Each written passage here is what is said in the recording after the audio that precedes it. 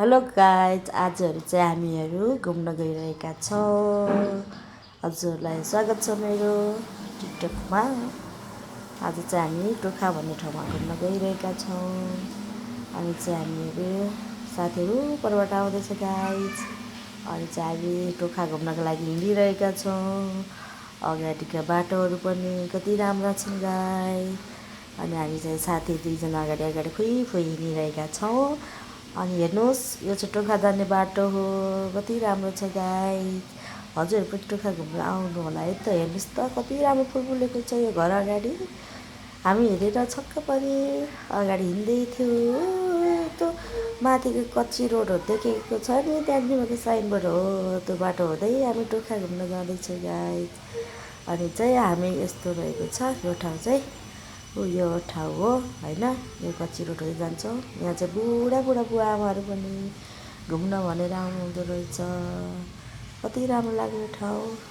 हजुरहरूलाई देखाउने छ हामी कस्तो छ यहाँको दृश्य, हेर्न सक्नुहुन्छ।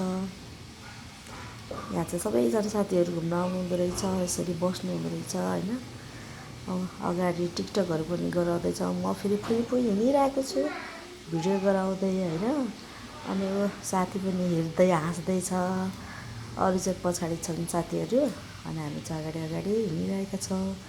यहाँ भाइरल टिकटक गराउने साथीहरू पनि यहीँ हुनुहुन्छ।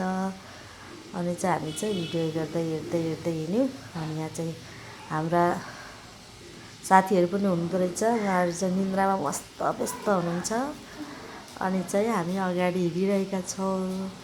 यहाँ चाहिँ धेरै साथीहरू हुनुहुँदो रहेछ। वास्तविक यो टोखाको भाइरल दृश्य भनेको चाहिँ यो हो नि त गाइज। जसले देख्न सक्नुहुन्छ कहाँ हो भनेर। यस्तो ठाउँ भनेको यो टोखा हो। टोखाको यो डाँडामा यस्तो रहेछ।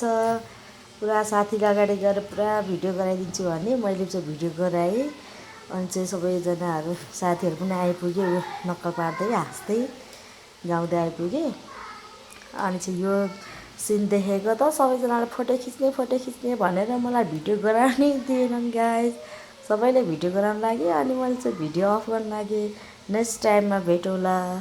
C you, good by.